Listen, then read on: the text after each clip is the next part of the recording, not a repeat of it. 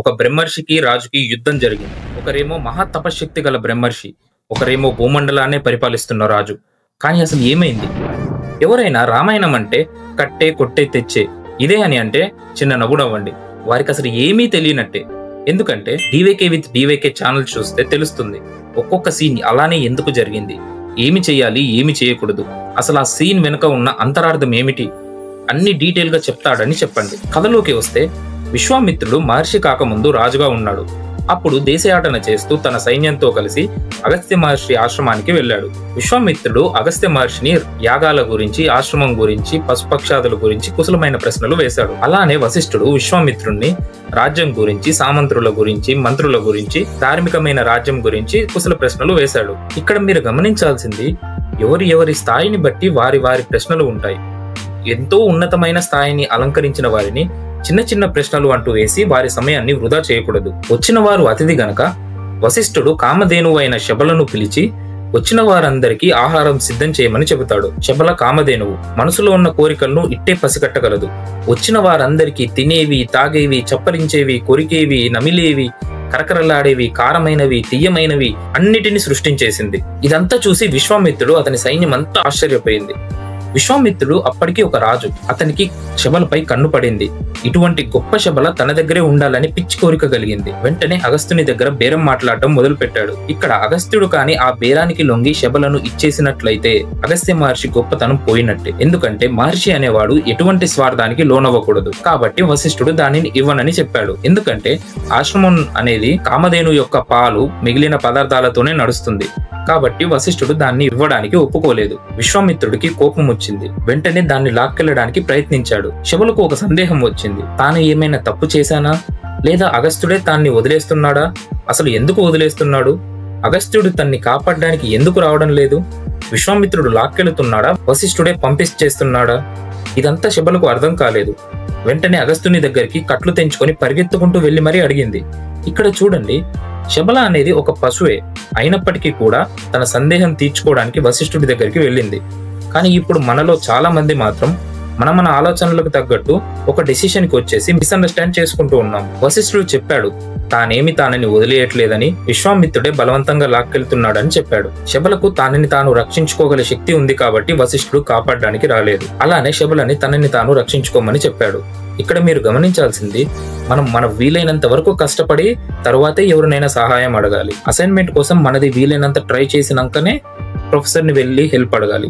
అప్పుడే ప్రొఫెసర్ ఇష్టంగా చెప్పగలుగుతాడు. అలానే శబల ఎంతో గొప్ప సైన్యాన్ని సృష్టించింది. ఆ సైన్యమంతా విశ్వామిత్రుడి సైన్యాన్ని, విశ్వామిత్రుడి కొడుకుల్ని అందరినీ సంహరించింది. అప్పుడు విశ్వామిత్రుడికి అర్థమైంది, ఇదంతా కాదు గొప్ప రాజ్యం కాదు, ధనము కాదు, కేవలం బ్రహ్మర్షిత్వమే. దాన్ని ఎలాగైనా సంపాదించాలి అనుకుని రాజ్యాన్ని వదిలేసి మంత్రులకు అప్పగించి తను అడవిదారిన బట్టి తపస్సు చేసుకోవడానికి వెళ్ళాడు. ఇక్కడ విశ్వామిత్రుడు ఎంతో కోపంలో ఉన్నా కూడా తన కర్తవ్యాన్ని నిలబెట్టుకుని రాజ్యాన్ని ఉత్తిగా వదిలేయకుండా మంత్రులకి అప్పచెప్పి వెళ్ళాడు. కానీ మనలో చాలా మంది ఇప్పటికీ చూస్తూనే ఉంటాం. రోజు ఎవరో ఒకరు, చిన్నవారు పెద్దవారు, కుటుంబాలని వదిలేసి ఆత్మహత్యకు లోనవుతుంటారు. విశ్వామిత్రుడు తపస్సు చేసుకోవడానికి వెళ్ళాడు. శివుడికై చాలా ఘోరమైన తపస్సు చేశాడు. అంతటి ఘోరమైన తపస్సుకు మెచ్చి శివుడు ఏం వరం కావాలని అడగ్గా తనకి బ్రహ్మర్షిత్వం కావాలి అని అడగలేదు. విశ్వంలో ఉన్న అన్ని అస్త్రశస్త్రాలు, ధనుర్వేదంలో ఉన్న అస్త్రాలు, గదలు, ఆయుధాలు అన్ని సమకూరాలని కోరాడు. శివుడు తదాస్తు అన్నాడు. వెంటనే అగస్త్య ఆశ్రమానికి వెళ్లి వాటిని ప్రయోగించడం మొదలు పెట్టాడు. ఆశ్రమం మొత్తం దగ్ధమైపోతుంది. పశుపక్షాదులు, జంతువులు, మానవులు, ఋషులు అందరూ ఎక్కడికక్కడ పరిగెడుతున్నారు. వశిష్ఠుడికి అర్థం కావట్లేదు. బయటికి వచ్చి చూశాడు. విశ్వామిత్రుడు తనపై ఆగ్నేయాస్త్రాన్ని ప్రయోగించాడు. అది నిప్పులు కక్కుతూ వశిష్ఠుని వైపు దూసుకొస్తుంది. వశిష్ఠుడు ఏమీ మాట్లాడకుండా తన బ్రహ్మదండాన్ని పట్టుకుని నిలబడ్డాడు. అంతే, ఆగ్నేయాస్త్రం చల్లారిపోయి ఆ బ్రహ్మదండంలో కలిసిపోయింది. విశ్వామిత్రుడు ఇంకా కోపానికి లోనయ్యాడు. ఏమి చేయాలో అర్థం కాక తన దగ్గర ఉన్న ఆయుధాలన్నిటినీ వశిష్ఠుడిపై వేయడానికి ప్రయత్నించాడు. అన్ని కూడా పువ్వుల్లా వెళ్లి వశిష్ఠుని బ్రహ్మదండంలో కలిసిపోతున్నాయి. వశిష్ఠుడు బ్రహ్మర్షి, అతనికి అన్నీ తెలుసు, ఎంతో జ్ఞానం కలవాడు. కాబట్టి అతన్ని ఎవరూ ఏమీ చేయలేరు. ఇక విశ్వామిత్రుడు ఆపుకోలేక తన దగ్గర ఉన్న బ్రహ్మాస్త్రాన్ని ప్రయోగించాడు. బ్రహ్మాస్త్రం అనేది లోకాన్ని నాశనం చేయగల శక్తి కలది. దాన్ని ఎన్నడైనా సరే భయపెట్టడానికి వాడాలే తప్ప వేరే వాళ్ళని నాశనం చేయడానికి ప్రయోగించకూడదు. ఇప్పుడున్న న్యూక్లియర్ వెపన్స్ లాంటివి. కానీ బ్రహ్మాస్త్రం కూడా వెళ్లి బ్రహ్మదండంలో కలిసిపోయింది. ఇప్పుడు విశ్వామిత్రుడికి అర్థమైంది, ఏ నాటికైనా సరే బ్రహ్మర్షిత్వమే గొప్పది. ఈ ఆయుధాలు కానీ, బలం కానీ, రాజ్యం కానీ, డబ్బు కానీ ఏది ఎవ్వరిని ఏమీ చేయలేదు. బ్రహ్మర్షిత్వమే కావాలి అంటూ బయలుదేరాడు. బ్రహ్మదేవుడికి తీవ్రమైన తపస్సు చేశాడు.